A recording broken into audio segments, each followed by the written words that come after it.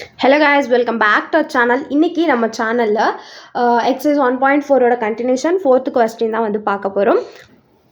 So என்ன கொடுத்திருக்காங்கன்னு பாத்தீங்கன்னா verify associative property of intersection of sets for a is equals to -11 √2 √5 7 b is equal to √3 √5 6 13 c is equals to √2 √3 √5 and 9 அப்படினு கொடுத்திருக்காங்க.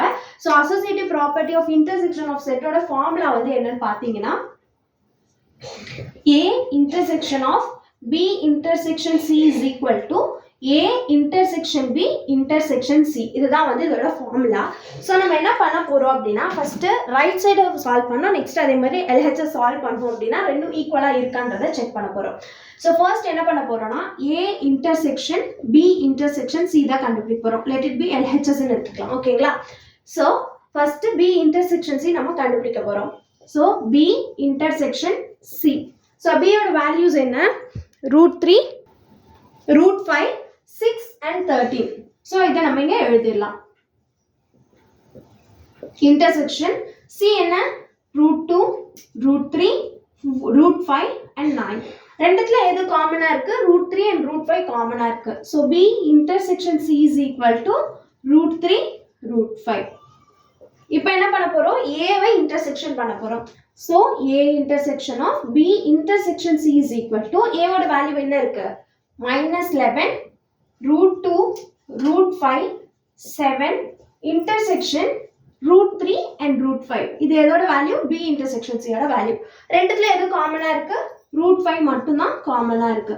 So LHS கண்டுபிடிச்சிட்டோமா? A intersection B intersection C is equal to √5. இதே மாதிரி RHS கண்டுபிடிக்கலாமா?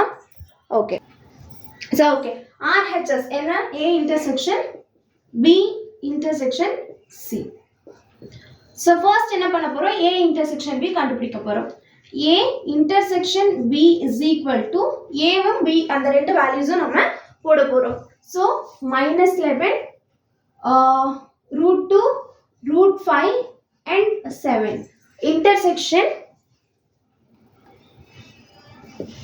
B ஓட value என்ன இருக்கு?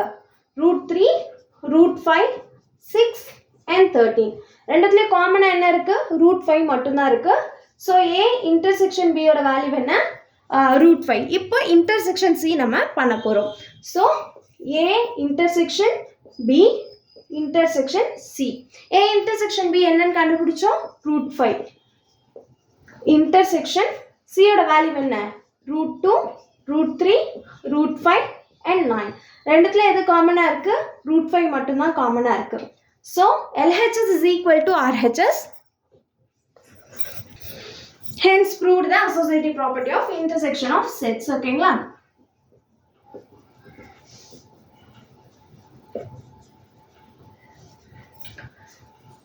அவ்வளவுதான் இந்த problem. Next வீடியோல நெக்ஸ்ட் ப்ராப்ளம்ஸ் எல்லாம் நம்ம சால்வ் பண்ணலாம். Stay tuned for updates. Bye.